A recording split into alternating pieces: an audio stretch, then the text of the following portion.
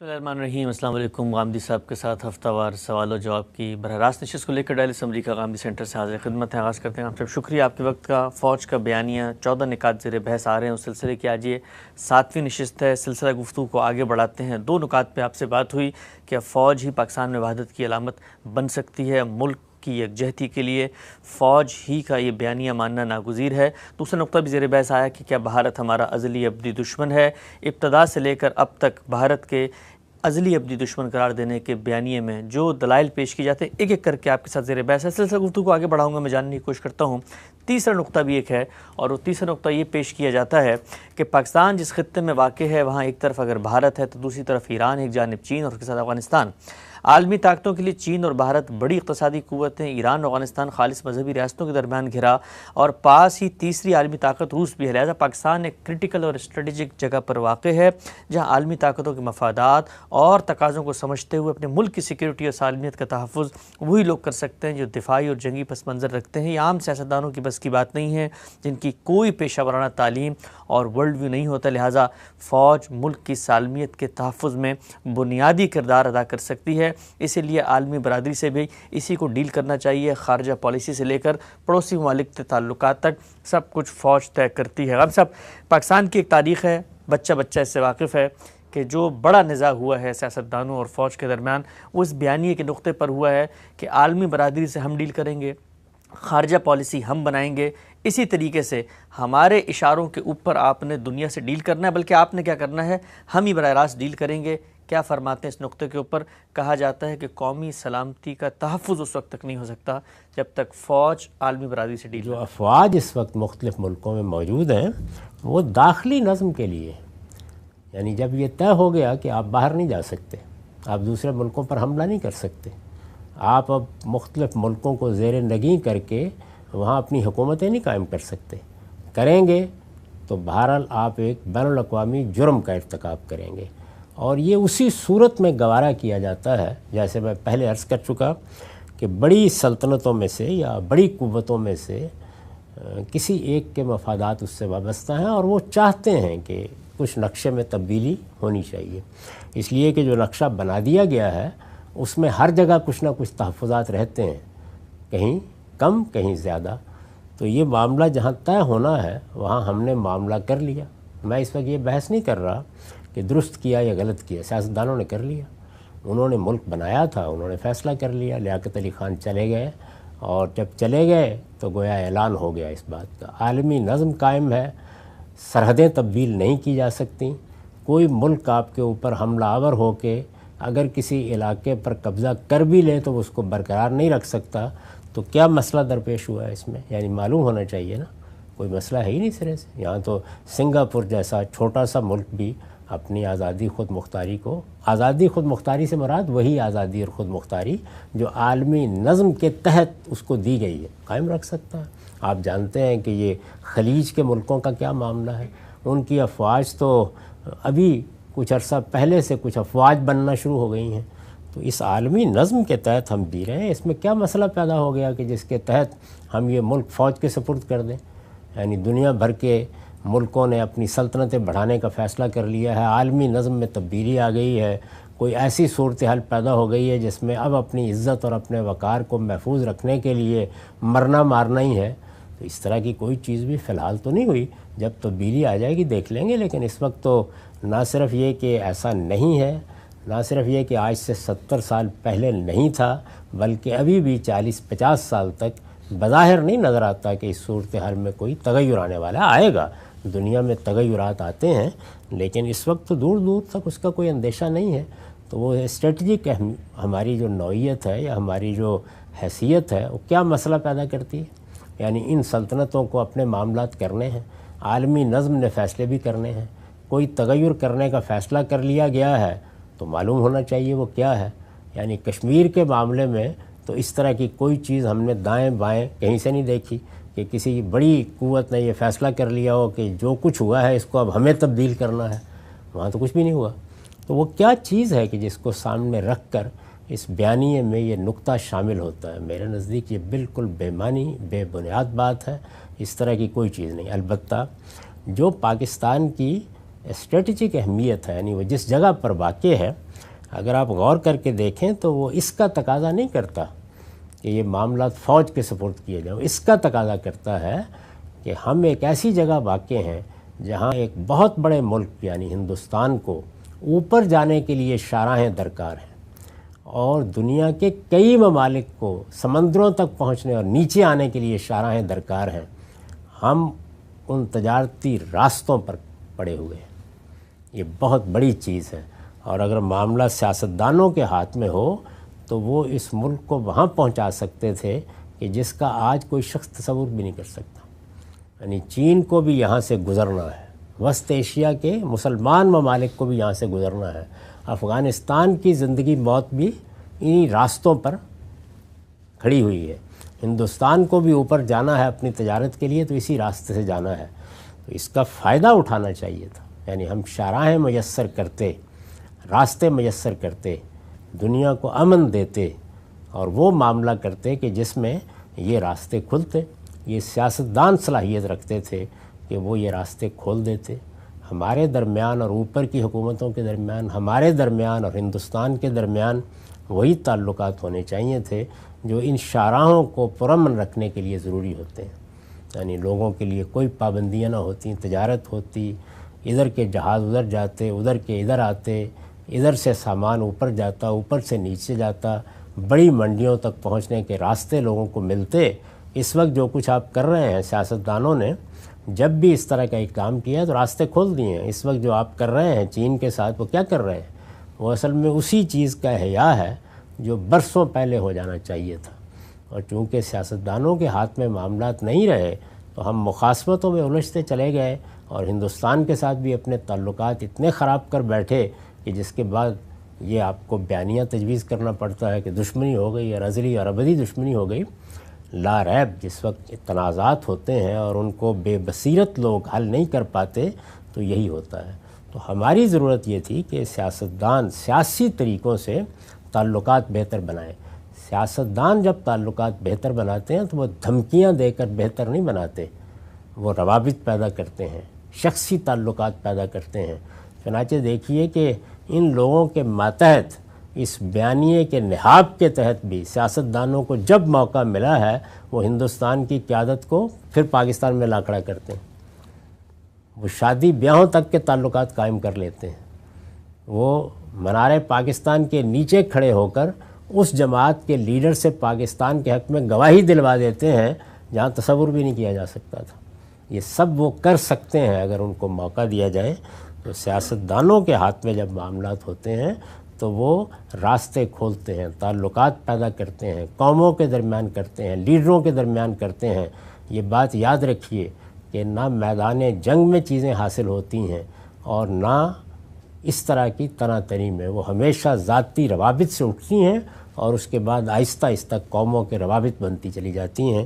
یہ صلاحیت سیاستدانوں میں ہے۔ تو پاکستان کی اس میں کوئی شک نہیں ہے کہ بڑی غیر معمولی اسٹریٹجک اہمیت ہے، لیکن یہ فوجی نہیں ہے، یہ تجارتی ہے، اور یہ چیز وہی سمجھ سکتے ہیں جو تجارت کرتے ہیں، تجارت کرنا جانتے ہیں، قوموں کو سمجھتے ہیں، سیاسی تعلقات پیدا کر سکتے ہیں اور لیڈرشپ کے مابین ہم آہنگی کی طرف۔ عالمی طاقتوں نے اگر کوئی معاملہ کرنا ہے تو وہ بھی آپ جانتے ہیں کب کریں گے؟ اس وقت کریں گے جب ہم اپنی معیشت کے حجم سے بڑی فوج بنا بیٹھیں گے، تو اب گویا ہماری معیشت بھی اسی سے متعلق ہو جائے گی۔ اب اس کے بعد عالمی طاقتیں بھی یہ خیال کریں گی کہ یہ ہے وہ جگہ جہاں سے ہم اپنے مقاصد کے لیے لوگوں کو لے سکتے اور پھر ان کو استعمال کر سکتے ہیں۔ اگر ہم نے اس ملک کو ایک فلاحی ریاست کے طریقے پر استوار کیا ہوتا اور یہاں تجارت ہوتی اور گرد و پیش کے سب ممالک سے ہمارے تعلقات ہوتے اور راہیں کھلی ہوتیں اور عوام کے درمیان اور لیڈروں کے درمیان روابط ہوتے، تو ہمیں اس کی ضرورت ہی نہ پڑتی کہ ہم اس طرح کی چیزوں کے لیے استعمال ہوں۔ استعمال کرنے کے لیے بھی وہی لوگ آئیں گے جو دیکھیں گے کہ ہاں یہ قابل استعمال چیز وہاں موجود ہے۔ تو اس لیے یہ بالکل بے معنی بات ہے۔ اگر سیاستدان اس صحیح توازن کو قائم رکھتے تو ہمارے ملک کو کسی قسم کا کوئی خطرہ نہیں تھا۔ آپ یہ جانتے ہیں کہ ہندوستان نے بنگلہ دیش کے بننے میں آخری کردار ادا کیا، اس کی فوج نے بنگلہ دیش کو فتح کر لیا، ہماری افواج کو وہاں ہتھیار ڈالنے پڑے، اس کے بعد کیا ہوا؟ بنگلہ دیش خالی کرنا پڑ گیا۔ اس لیے کہ میں یہ عرض کر رہا ہوں کہ جو نظم قائم کیا گیا عالمی سطح پر، اس میں اس کی گنجائش ہی نہیں ہے۔ آپ رن آف کچھ پر قبضہ کر لیں گے، آپ کو علاقے خالی کرنے پڑیں گے۔ یعنی آپ شکر کریں کہ آپ سے ابھی تک وہ علاقہ خالی نہیں کرایا گیا جس کو اب ہم آزاد کشمیر اور ہندوستان مقبوضہ کشمیر کہتا ہے۔ وہ معاملہ بھی معلق رکھا ہوا ہے عالمی طاقتوں نے۔ وجہ کیا ہے؟ وجہ یہ ہے کہ اس وقت تقسیم کے ہنگامے میں جو اقدام ہوا تو ہو گیا، چونکہ بہت سی جگہیں تقسیم ہوئی تھیں تو عالمی طاقتوں کا عمومی مزاج یہی تھا کہ اگر یہاں پر کوئی استصواب وغیرہ یہ لوگ مان لیتے ہیں تو اچھی بات ہے، ورنہ جو تقسیم ہو گئی ہے بس ہو گئی ہے، اس کو مزید آگے نہیں بڑھنا چاہیے۔ یعنی وہ اس وقت ہو گئی جب نئے نقشے بن رہے تھے، اب وہ بن چکے ہوئے ہیں، اب ان نقشوں کو تبدیل نہیں کیا جا سکتا۔ میں نے عرض کر دیا الا یہ کہ خود عالمی طاقتوں ہی کی کوئی مصلحت اس بات کا تقاضا کر رہی ہو، تو نہ کوئی نقشہ تبدیل ہونا ہے، نہ اس طرح کے کوئی تغیرات فی الحال کیے جا سکتے ہیں، نہ ایسے معاملات میں ہمیں اس طرح سے کرائے کے فوجی بننا چاہیے جس طرح کے بدقسمتی سے بعض موقعوں پر ہم بنے ہیں۔ ہمارے لیے ایک باوقار قوم کے طور پر جینے کا صحیح طریقہ یہی ہے کہ ہم امن کی طرف، لوگوں کی فلاح کی طرف، تجارت کے فروغ کی طرف، اپنی معیشت کی بحالی بلکہ بہتری کی طرف توجہ دیتے۔ یہی ہمیں کرنا تھا۔ باقی معاملات میں ہم وہ چیز ہی کیوں فراہم کریں کہ جس کو پھر استعمال کیا جا سکے؟ وہ عالمی طاقتیں جانیں کہ انہوں نے مختلف قوموں کے بارے میں کیا فیصلہ۔ خارجہ پالیسی تو بہت بڑی بات ہے، میرے نزدیک تو وہ دفاع کے قابل بھی نہیں ہوتا، اس کو لڑنا ہوتا ہے۔ مدافعت بھی یا دفاع بھی اصلاً قوموں کی قیادت کرتی ہے، وہ دیکھتے ہیں کہ کس طرح سے یہ معاملہ کرنا ہے۔ یعنی ایک ہے جنگ کرنا اور لڑنا، ان کا کام یہ ہے۔ ایک چیز یہ ہے کہ جنگ کیسے کرنی ہے، کہاں کرنی ہے، کس حد تک کرنی ہے۔ قوموں کے ساتھ معاملات میں جنگ کو ایک ہتھیار کے طور پر استعمال کرنا بھی ہے یا نہیں کرنا، یہ سیاسی قیادت ہی فیصلہ کرتی ہے، اور اسی کو کرنا چاہیے۔ وہ سیاسی قیادت جہاں سے بھی آئے، یعنی وہ ملوکیت کی بنیاد پر آ رہی ہے، وہ آمریت کی بنیاد پر آ رہی ہے، وہ جمہوریت کی بنیاد پر آ رہی ہے۔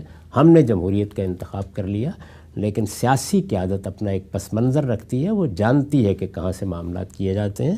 تو دفاع جیسی چیز بھی اصول میں سپورٹ نہیں کی جا سکتی، یعنی لڑنے والوں کو لڑنا ہے، یہی ان کا اصل کام ہے۔ ہاں ان کی کوئی رائے ہے، ان کا کوئی مشورہ ہے، ضرور سیاسی قیادت کے سامنے پیش کر دیں۔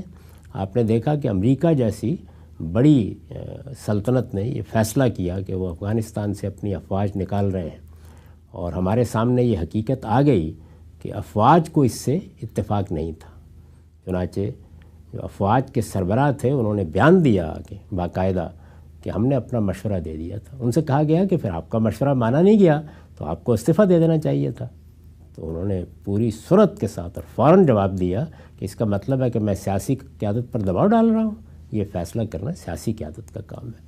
تو اس لیے سیاسی قیادت ہی اس کی اہل ہوتی ہے کہ وہ خارجہ پالیسی بنائے۔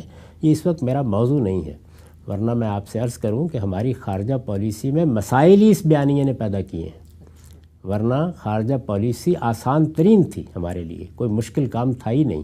وہ ایک فیصلہ تھا جو ہمیں کرنا تھا، وہ ہماری سیاسی قیادت میں ابتدا میں کر لیا کہ ہم کو سوویت یونین کے ساتھ جانا ہے یا امریکہ کے ساتھ جانا ہے۔ اور یہ میں نے عرض کر دیا ہے کہ اس وقت دنیا میں جو نظم قائم ہے اس میں اس فیصلے کے بغیر چھوٹے ممالک نہیں جی سکتے، خاص طور پر اس خطے میں جہاں ہمارا ملک واقع ہے۔ یہ ہو سکتا ہے کہ آپ کہیں دور دراز پڑے ہوئے ہیں جہاں نہ دنیا کو کوئی آپ سے تعلق ہے نہ آپ کو دنیا سے کوئی تعلق ہے، تو وہاں آپ ایک آزاد علاقہ قائم کر لیں، جیسے سلطنت روما اور سلطنت ایران کے باہر کسی زمانے میں عرب ہوا کرتا تھا، یا ہمارے آزاد علاقے ہیں۔ باقی قوموں کے لیے اور ملکوں کے لیے یہ ممکن ہی نہیں ہے۔ تو اس وجہ سے خارجہ پالیسی بنانی ہے تو وہ بھی سیاستدان ہی بناتے ہیں اور بنا سکتے ہیں، اور دفاع کے مدافعت کے لیے بھی اقدامات کا فیصلہ کرنا ہے تو سیاسی سطح پر وہی کر سکتے ہیں۔ آپ کا کام تو یہ ہے کہ اپنی ضروریات بتائیں، مشورہ لیں، مشورہ دینا ہے وہ بھی دیں، لیکن فیصلہ تو قوم کی قیادت ہی کرے۔ یہی صورتحال ہے، یعنی جس کو آپ ریویو کہتے ہیں، نظر ثانی کہتے ہیں، اس کی صلاحیت بھی سیاستدانوں ہی میں ہوتی ہے۔ طاقت کی اپنی نفسیات ہے اور طاقت اپنے طریقے سے معاملات کرتی ہے۔ میں نے عرض کیا ہے نا کہ جو کچھ افغانستان میں ہوا وہ بھی اپنی ذات میں ایک انتہائی غلط حکمت عملی کا نتیجہ تھا، اور نہ صرف یہ کہ اس کو ہمیں اس سطح پر لے جانا پڑا کہ جہاں خود ہمارے ملک میں گلیوں میں چوراہوں میں لوگ مارے گئے، یہاں مسجدوں کے اندر لوگ مارے گئے، جہاں بم چلائے گئے، یہاں بچے بھی محفوظ نہیں رہے، جہاں آخر میں جا کر اب جانتے ہیں کہ کیا معاملہ ہمارے ہاں ایک مدرسے میں ایک اسکول میں ہوا اور مدارس میں کیا کچھ نہیں ہوا، وہ سب جو کچھ ہوا جس کو کولیسٹرل ڈیمیج کہا جاتا ہے، وہ بدترین جرم ہے جس کا ارتکاب ہوا، اور وہ اس پالیسی اس بیانیے کا نتیجہ ہے جس کے تحت افغانستان میں ہم نے مداخلت کی۔ وہ ہمیں نہیں کرنی چاہیے تھی، اور جب کر لی تو ظاہر ہے کہ اس کے پھر نتائج بھگتنے تھے۔ جنگ آپ جب چھیڑیں گے تو یہ بالکل ٹھیک ہے کہ یہی صورتحال ہوگی، لیکن سوال یہ ہے کہ آپ کو اس کی ضرورت کیوں تھی؟ یہ تمام معاملات اگر کہیں اس جگہ پہنچنے تھے تو عالمی طاقتیں اپنے فیصلے کر لیتی۔ ہمارا معاملہ یہ نہیں تھا۔ ہمارے ہاں یہ تبدیلی فرض کر لیجیے آنی تھی تو کس طریقے سے آتی؟ یہاں کی سیاسی قوتوں کے ذریعے سے آتی۔ میں اس وقت اس پر گفتگو نہیں کر رہا، لیکن یہ سمجھ لینا چاہیے کہ آپ جو اقدام بھی کریں گے وہ اقدام اس جگہ تک نہیں رہے گا۔ تو اب حاصل کیا ہے؟ حاصل یہ ہے کہ اپنے ہمسائے میں ہم نے ایک مذہبی حکومت قائم کرا لی ہے جو اصلاً جمہوریت پر یقین ہی نہیں رکھتی، اور وہ مذہبی حکومت ہے، اور بہرحال ہم بھی مسلمان ہیں، ہمارے یہاں بھی نئی نسلوں نے کہیں نہ کہیں سے انسپریشن لینی ہے، تو وہ اب انہی سے لیں گے۔ جو کچھ ہم کر بیٹھے ہیں، میں نے آج سے 30 سال پہلے اس وقت بہت درد دل کے ساتھ یہ کہا تھا کہ جو ہم کرنے جا رہے ہیں اس کے نتائج کیا ہوں گے۔ جو کچھ اب کر بیٹھے ہیں اس کے نتائج بھی آپ دیکھیے گا کتنے خطرناک نکلیں گے، اور کتنے خطرناک نکل رہے ہیں۔ اس لیے یہ ہمارے لیے کوئی لائے عمل تھا ہی نہیں۔ جن لوگوں نے یہ لائے عمل اختیار کیا، یہ واقعہ ہے کہ وہ سیاسی بصیرت سے بالکل محروم لوگ تھے، اور وہ اپنے بیانیے کے سحر میں خود مبتلا ہوئے اور یہ خیال کیا کہ ہم دنیا کے نقشے کو تبدیل کر دیں گے۔ میں عرض کر چکا ہوں کہ دنیا کے نقشے میں کوئی تبدیلی ابھی 50 سال تک متوقع بسم نہیں۔ اللہ الرحمن الرحیم۔ السلام علیکم۔ غامدی صاحب کے ساتھ ہفتہ وار سوال و جواب کی براہ راست نشست کو لے کر دہلی اسمبلی کا غامدی سینٹر سے ایک دفعہ پھر حاضر خدمت ہے۔ آغاز کرتے ہیں ہم سے بہت شکریہ آپ کے وقت کا۔ فوج کے بیانیے کے ایک ایک نقطے پر ہم آپ سے استفادہ کر رہے تھے، اس سلسلہ گفتگو کی آج یہ 8ویں نشست ہے اور چوتھے نقطے تک ہم پہنچ چکے ہیں۔ ہم سب چوتھا نقطہ جو اس پورے بیانیے میں پیش کیا جاتا ہے وہ میں پڑھ دیتا ہوں۔ کہا جاتا ہے کہ پاکستان جس نعرے کے تحت وجود میں آیا وہ لا الہ الا اللہ کا نعرہ ہے۔ اسی بنیاد پر کہا جاتا ہے کہ پاکستان کا مطلب کیا لا الہ الا اللہ، لہٰذا یہ ایک اصلاً اسلامی نظریاتی ریاست ہے۔ اسلام جس طرح اسلامی ریاست کے تحفظ کا حکم دیتا ہے، وہیں یہ بھی حقیقت ہے کہ باطل قوتیں اسلام کو مٹانا چاہتی ہیں۔ ایک جھلک سوویت انقلاب میں بھی سامنے آئی، جن کا اصل مقصد ہم تک پہنچ کے ہمارے دینی شناخت اور اسلامی تشخص کو ختم کرنا تھا۔ ہندوستان کے اندر ہندوتوا کا بھی یہی تصور ہے، وہ بھی ہمیں اور ہمارے دین کو نقصان پہنچانا چاہتے ہیں۔ اسی طرح مغربی طاقتیں یہاں اسلامی سزائیں، مذہبی مدارس اور دینی قوتوں کو بھی ختم کرنا چاہتی ہیں۔ ہم سب جس بچے نے پاکستان میں آنکھ کھولی ہے اور فوج کا تصور تشخص اس کے سامنے آیا ہے، ہر جگہ پہ یہی بتایا گیا ہے یہ کسی ملک کی فوج نہیں ہے بلکہ یہ مسلمانوں کی فوج ہے۔ جب بھارت نے ہم پہ حملہ کیا تب بھی یہ کہا گیا کہ اس کو نہیں پتہ کہ اس نے لا الہ الا اللہ پکارنے والی قوم کو للکارا ہے۔ اسی طریقے سے ہمارے ہاں ہر جگہ پر یہ کہا جاتا ہے کہ اللہ کی رحمت کا سایہ، توحید کا پرچم لہرایا، اے مرد مجاہد جاگ ذرا، وقت شہادت ہے آیا۔ ہر جگہ فوج کا موٹو جہاد فی سبیل اللہ۔ آپ سپاہیوں سے بات کریں تو پوچھا جاتا ہے کہ who are you, we are بت شکن، اور یہ بھی کہا جاتا ہے کہ ایک دن غزوہ ہند ہوگا اور اس میں بھی اللہ کی تائید، نصرت اور مدد کے ساتھ ہم ان پر غالب آ جائیں گے۔ جز میں بھی میں جانوں گا آپ سے یہ سوویت انقلاب اور ہندوستان کے ساتھ جنگوں کو اصول میں سب سے پہلے سمجھنا چاہتا ہوں۔ بتائیے گا کیا پاکستان ایک مذہبی ریاست ہے؟ اس نعرے کے تحت وجود میں آیا جو کچھ فوج کے اس پورے بیانیے میں سامنے آتا ہے۔ یہ نعرے لوگوں نے ضرور لگائے، لیکن پاکستان کی قیادت، یعنی وہ قیادت جس نے اس ملک کو بنانے کی جدوجہد کی یا اس کا تصور پیش کیا، اس نے اس طرح کے نعرے نہیں لگائے تھے۔ اس کی تاریخ محفوظ ہے، یہ کوئی ماضی کا قصہ نہیں ہے۔ میں اس سے پہلے اشارتاً بتا چکا ہوں کہ وہ تاریخ کیا ہے۔ اس طرح پوری تاریخ کو آپ پڑھیں، اس میں وقتاً فوقتاً یہ تبدیلیاں ہوتی رہتی ہیں۔ خود ہندوستان یعنی کبھی ادھر آسام تک اور ادھر کابل تک چلا جاتا تھا، کبھی سمٹ کے پیچھے آ جاتا تھا۔ آپ اس کی تاریخ کا مطالعہ کر لیں، یہ ایسی کوئی بات نہیں ہے۔ یہ علاقہ ہمیشہ سے موجود تھا، یہاں مسلمانوں کی بہت بڑی اکثریت تھی، انہوں نے اس کو الگ کرنے کا فیصلہ کیا۔ جب آپ کسی خطہ ارض کو الگ کرتے ہیں تو یہ مصنوعی کیوں ہوا؟ الگ کیا ہے نا آپ نے، یعنی زمین تو پہلے سے موجود تھی، لوگ بھی وہیں رہ رہے تھے، وہ کہیں باہر سے آ کے آباد نہیں کیے گئے، تو مصنوعی کہاں سے ہوا؟ رہ رہے تھے، بس سرحد کھینچ دی گئی کہ ہم اس کو الگ ریاست کے طور پر آزادی دے رہے ہیں، یہ اب اپنا نظام خود بنائیں، اپنے طریقے پر اپنے معاملات کریں، جو بھی ان کا مذہب ہے، جو روایات ہیں، جو ان کی تاریخ ہے، جو پس منظر ہے، اس کا لحاظ کر کے ہر قوم یہی کرتی ہے، یہ بھی کوئی نئی بات نہیں ہے۔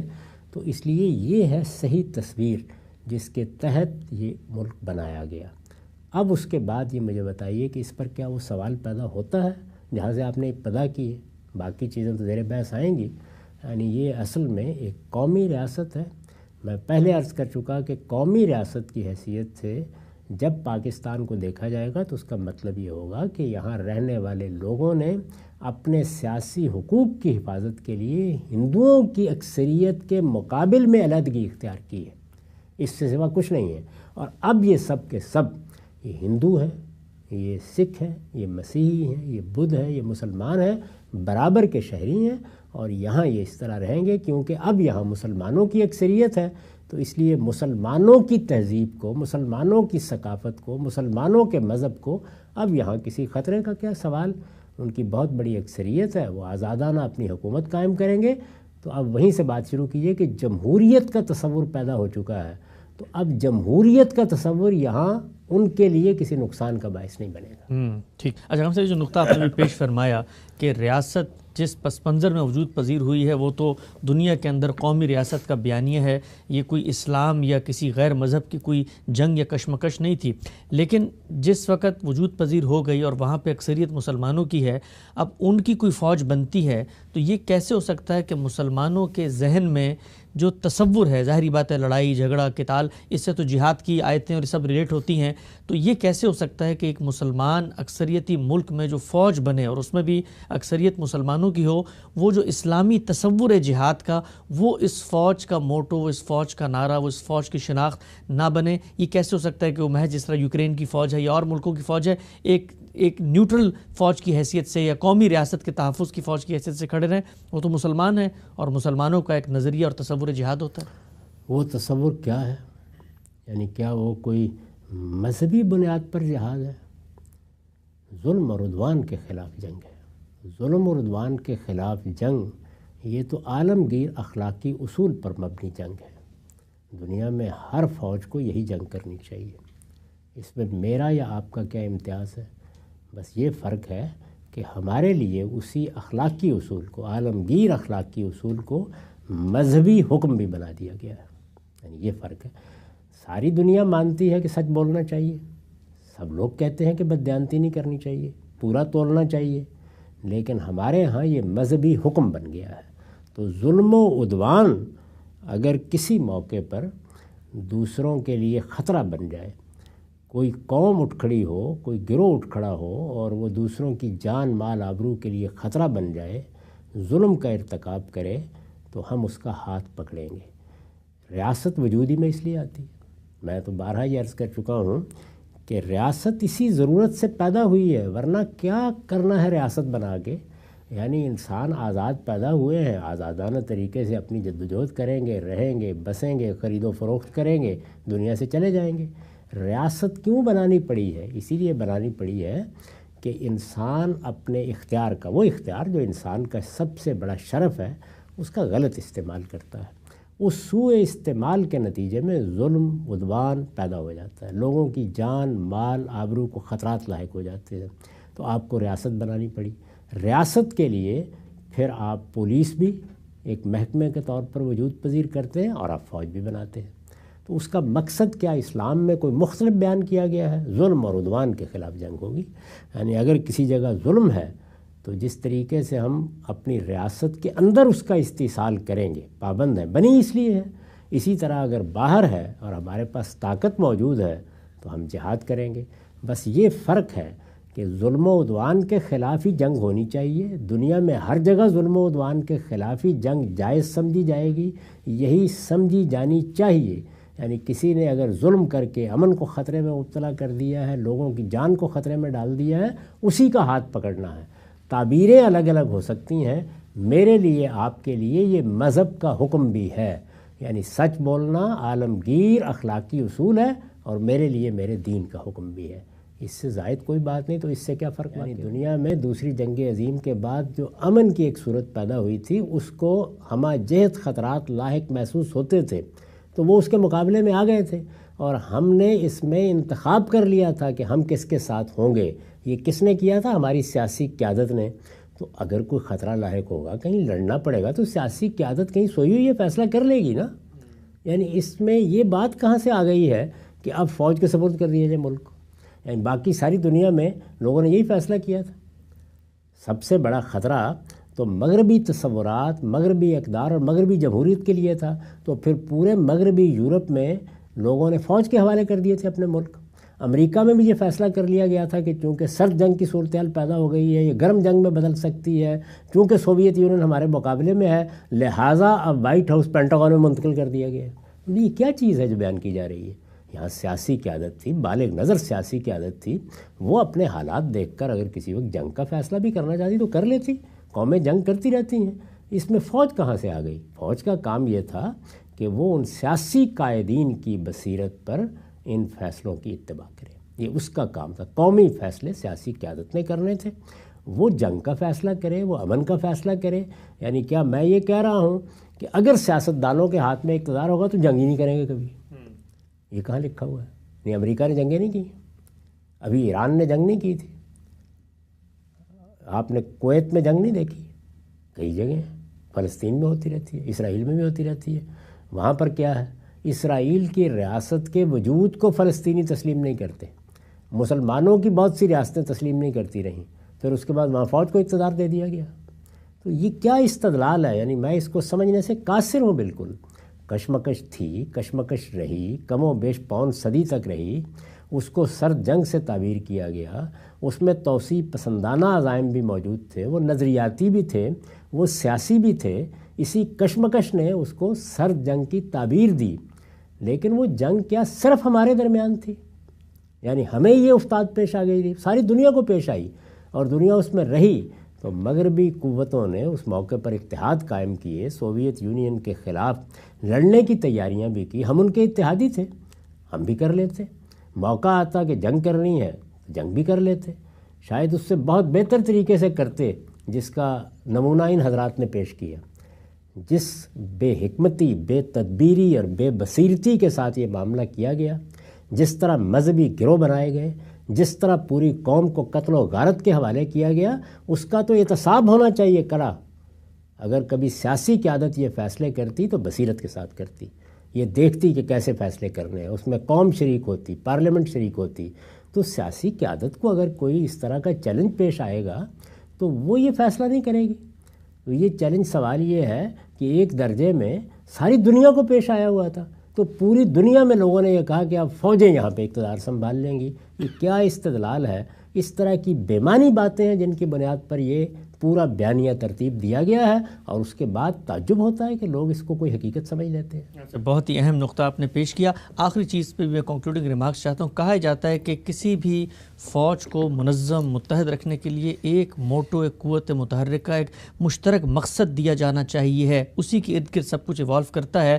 اگر ہماری فوج میں اسلام کا نعرہ نہ لگایا جائے تو وہ جو ایک تصور ہے، وہ جو ایک جذبہ جہاد ہے، وہ جو ایک مر مٹنے کا کانسیپٹ ہے، وہ عام فوجی میں یا غیر مذہبی انسان میں کیسے پیدا ہو سکتا ہے؟ تو اگر پاکستان کی کوئی فوج ہے اور وہ مسلمانوں پر مشتمل ہے تو پھر اس فوج کو یکجا رکھنے کے لیے جو قوت ہے وہ پھر اسلامی کو ہونا چاہیے نا؟ میری قوت اسلام ہے، آپ کی قوت بھی اسلام ہے۔ کیوں؟ اس لیے کہ دنیا کے اندر جتنی اخلاقی اقدار ہیں، میرا مذہب ان سب اخلاقی اقدار کی تائید کرتا ہے اور تاکید کرتا ہے۔ تو اس وجہ سے جب میں یہ کہتا ہوں کہ میں سچ کے لیے کھڑا ہوں تو میں اصل میں اسلام کے لیے کھڑا ہوں، جب میں یہ کہتا ہوں کہ میں عدل کے لیے کھڑا ہوں تو میں اصل میں اپنے دین کے لیے کھڑا ہوں۔ تو اس لیے میرے ہاں تو یہ کوئی تفریق ہی نہیں ہے۔ اعلیٰ اقدار، اسی لیے میں نے مثال دی، اعلیٰ اقدار ہی ہیں کہ جن کی حفاظت میرے اندر یہ جذبہ پیدا کرتی ہے کہ میں لڑ مروں۔ وہ اعلیٰ اقدار کیا ہیں؟ وہ عدل ہے، وہ انصاف ہے، وہ ظلم و عدوان کے خلاف جدوجہد ہے، وہ لوگوں کی جان مال آبرو کی حفاظت ہے۔ یہی چیز میرے اندر جذبہ پیدا کرتی ہے، اور اس جذبے کو یہ چیز دو چند کر دیتی ہے کہ میرے رب کا حکم بھی یہی ہے، میرے دین کا حکم بھی یہی ہے، اس سے کون روک رہا ہے؟ ضرور بیان کیجیے۔ یعنی میں جب دکان پر بیٹھ کر پورا تولتا ہوں تو اپنے باطن میں موجود اپنے ضمیر کے سامنے بھی سرنگوں ہوتا ہوں، اور اس حقیقت کو بھی مانتا ہوں، سمجھتا ہوں، بیان کرتا ہوں کہ میرے رب کا حکم بھی یہی ہے، وہ میرے ایک ایک تول کو دیکھ رہا ہے۔ تو اگر فرض کر لیجئے کہ مسلمانوں کی کوئی فوج ہے، عراق کی ہے، شام کی ہے، کسی کی بھی ہے، وہ اپنے اندر اپنے مذہبی جذبے کو بھی محسوس کرتی ہے ظلم و عدوان کے خلاف۔ دیکھیے یہ کوئی مذہبی مسئلہ نہیں ہے اپنی اصل میں، اگر تو جنگ کی بنیاد اصلاً مذہبی مسئلہ ہے تو پھر تو یہ آپ کے استدلال میں کچھ قوت پیدا ہو جائے گی۔ اصل مسئلہ کیا ہے؟ ظلم و عدوان۔ اسلام کا حکم بھی وہی ہے، دنیا میں انسانیت بھی اسی بات کو ماننے پہ مجبور ہے، ظلم و عدوان ہی ہے کہ جو جنگ کے لیے جواز پیدا کرتا ہے۔ اگر بنیاد یہ ہے تو عالمگیر صداقت بھی یہی ہے، میرا مذہب بھی یہی ہے، اس میں کوئی تضاد ہے ہی نہیں کہ مجھے اس پر گفتگو کرنی پڑے۔ اچھا، یہ نقطہ آپ نے واضح فرمایا۔ یہ جو کہا جاتا ہے کہ پاکستان کی بنیاد کیا ہے، پاکستان کیوں وجود پذیر ہوا، اور دنیا کے اندر جو نظریاتی کشمکش ہے اس میں اسلامی تشخص کا یہ تحفظ پاکستان میں صرف فوج کر سکتی ہے، اس پر بھی غامدی صاحب کی ابتدائی چیزیں سامنے آئیں۔ آگے بڑھائیں گے سلسلہ گفتگو کو اور یہ پوچھیں گے کہ جو روایتوں کے اندر کہا جاتا ہے غزوہ ہند ہونا ہے، اور ہمارے پورے کے پورے فوجی بیانیے میں لوگوں کو، سپاہیوں کو اس کے ذریعے سے مہمیز دی جاتی ہے کہ آپ نے باہر کیف اسلام کے دفاع اور تشخص کی حفاظت کے لیے دینی طور پر اپنے جذبے کو سرگرم رکھنا ہے اور اسلام کا دفاع کرنا ہے۔ اس کا کیا پس منظر ہے؟ آگے بڑھائیں گے سلسلہ گفتگو کو، وقت یہاں پہ ختم ہوتا ہے، دوبارہ حاضر خدمت ہوں گے۔ کام صاحب تک آپ کے وقت کا بہت شکریہ۔